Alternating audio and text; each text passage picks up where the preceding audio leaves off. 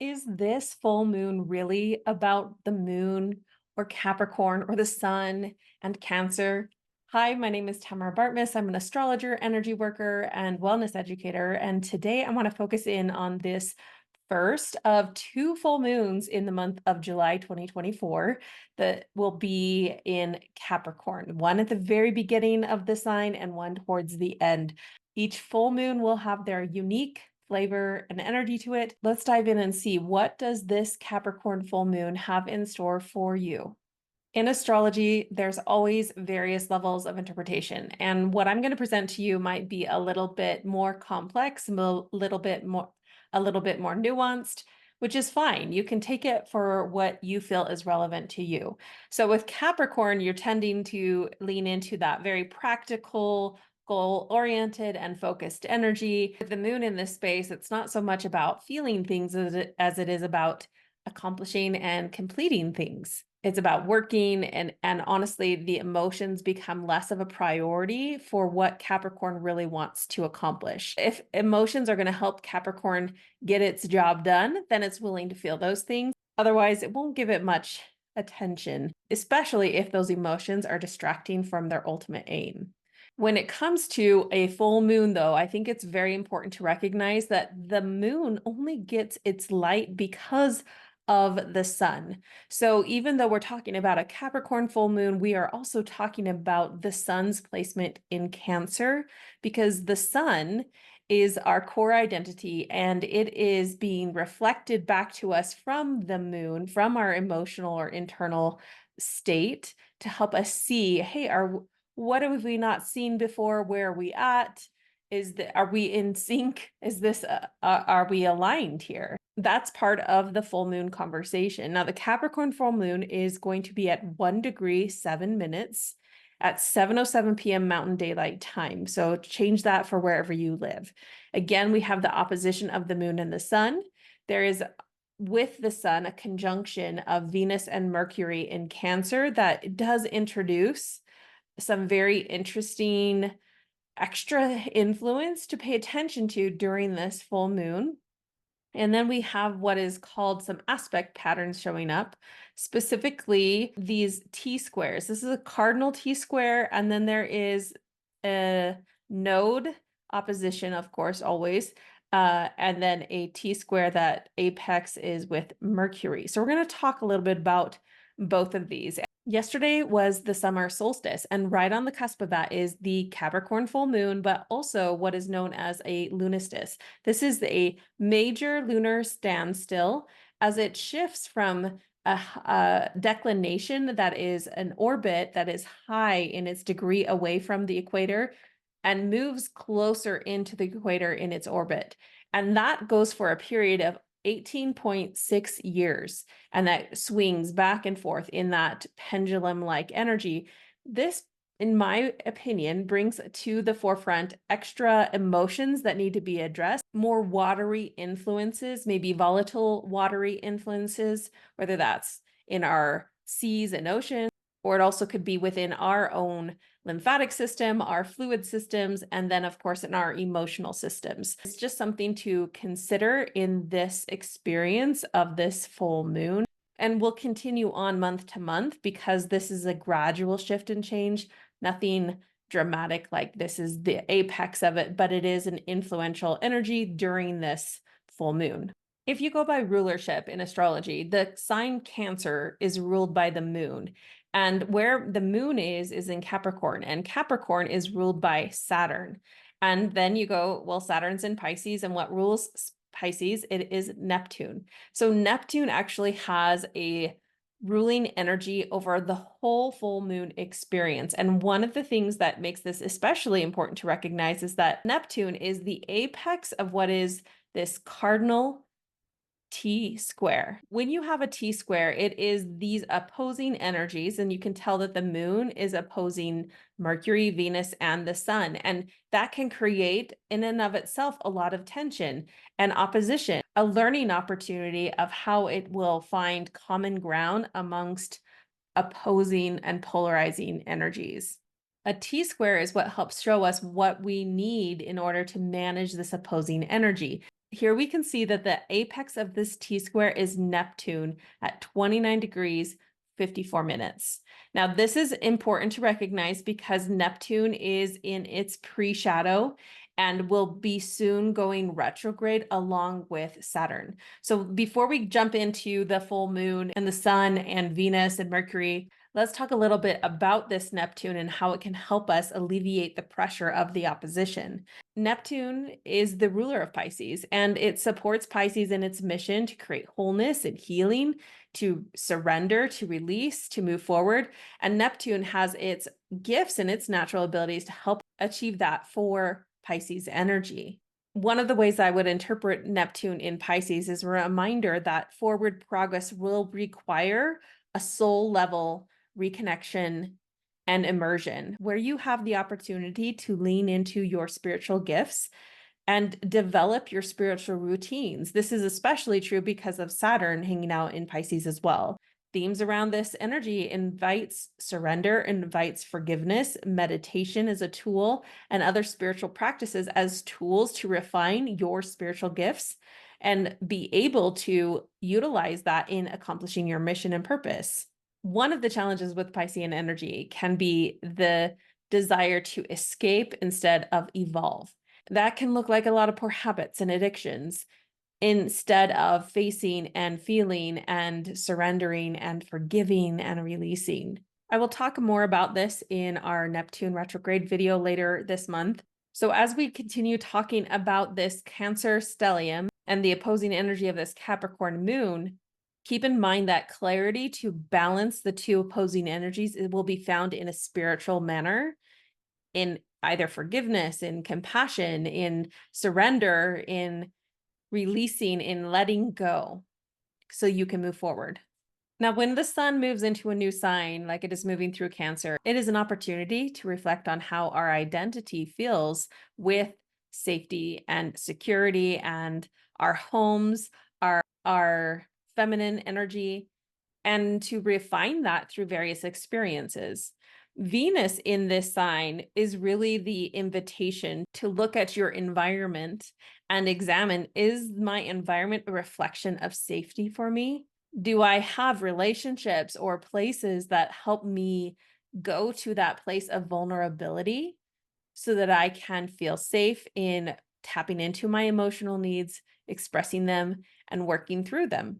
It also presents a natural urge to nurture, and that can show up in a variety of ways. It can be nurturing children or relationships or plants or whatever it may be, but to come to it with an energy of taking care of something. Venus in Cancer also introduces that natural protection or desire to stay caught, or that desire to be cautious. Yeah, also knowing that for you to move forward in any relationship or anything of value, it also requires a certain level of courage and risk. And that can in and of itself be scary, especially if you've been hurt over and over and over again and have lost a sense of security or safety in a certain place in your life. So look at your life and say, what does home look like to me? What does safety look like to me? And relearning the lessons of self-protection, but not at the expense of your own needs. So being able to identify your needs for safety and claim them, and in that way protect yourself. And boundaries is a theme of understanding Cancer energy and what that looks like. Mercury in Cancer invites a different kind of conversation around what do we think and how we think. And with the flavor of Cancer influencing Mercury and Mercury helping Cancer get its needs met, the mindset can turn towards, are you thinking like a mother? Do you have the mind of a mother? Are you being able to look around you and sense what the needs of others are or what your own personal needs are, and to see how to have conversations about those needs or to meet those needs? Sometimes those conversations about our needs and fears can lead to an increased sense of safety if they're done with a person or in an environment that is where we feel safe and listened to, where we can navigate our raw emotions with somebody who respects that challenge, with somebody who holds space for us there. Another challenge of Mercury being in Cancer might be, I want to care for everybody else and deflect our own needs from somebody asking us and taking care and wanting to care for us. In that way, we subconsciously end up protecting ourselves, maybe putting a wall up, and it can end up that we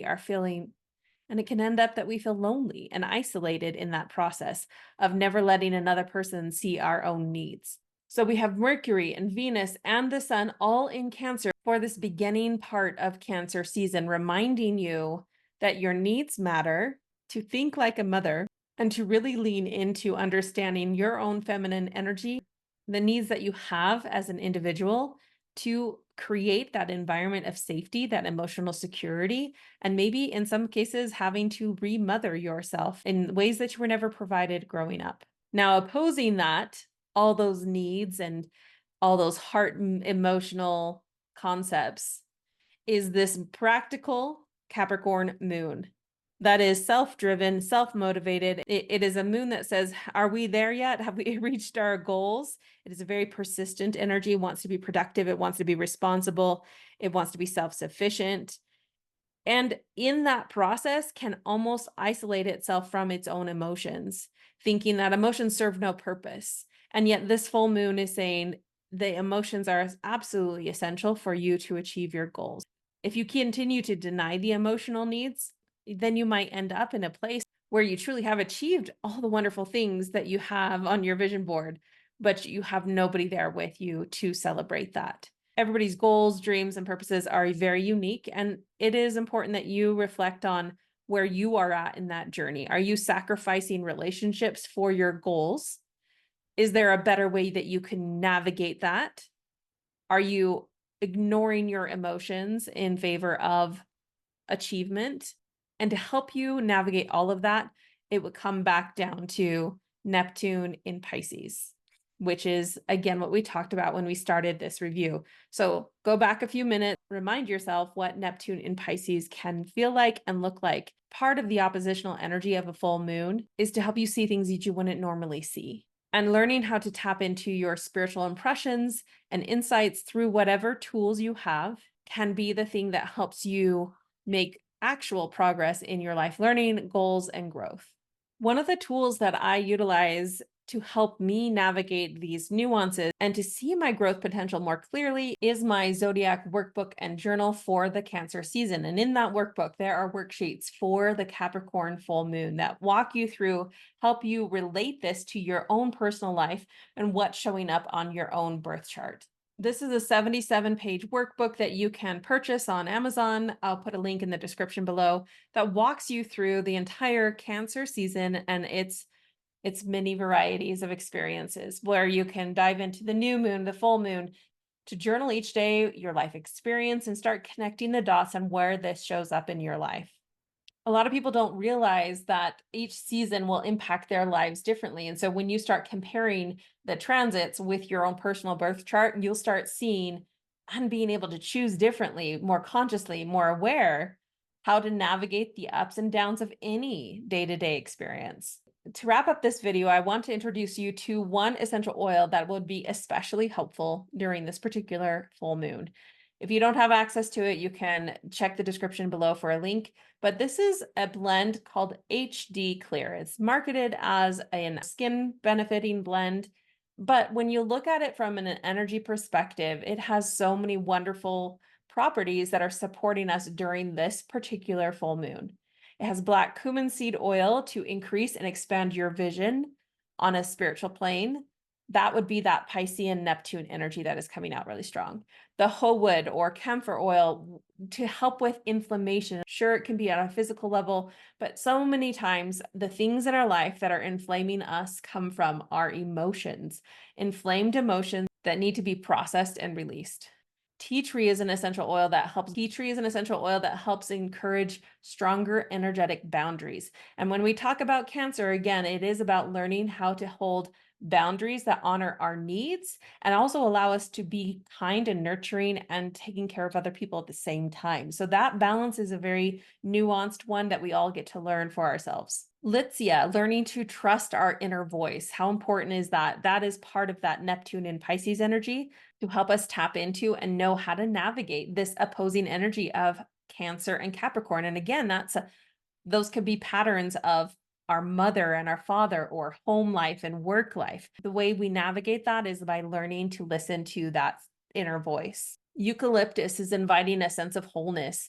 Now, Pisces energy is opposed by Virgo, and Virgo can be the inner critic. It can be the thing that tears down and destroys and wants to make things better in intention, but you make it better through the energy of Pisces. And that's how those opposing energies often work together. So if we're looking for wholeness, that is again a Piscean energy of releasing, forgiving, of coming full circle, of seeing the whys and the wherefores and the hows and letting it, coming to a place of acceptance. Geranium really is supportive to releasing toxic emotions, very supportive to anything within the liver that we carry emotionally. And it helps increase the parental safety bond. So if you feel like your bond with your father or your mother has been severed in any way, geranium is a support in that healing process. Whatever it is that you feel inspired to do, listen to your inner voice. Make time to create that place of safety for both your emotions and just your body. Learn to listen to what that looks like for you.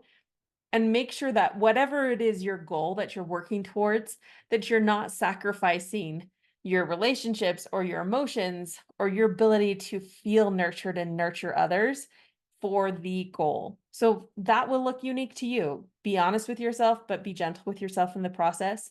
I hope you have a wonderful full moon, and I'll see you in 2 weeks with the Cancer new moon. If you found this helpful, please like and subscribe or leave a comment. Let me know what your takeaway was for this Capricorn full moon and what you're going to implement as you move forward into this full moon portal. Take care.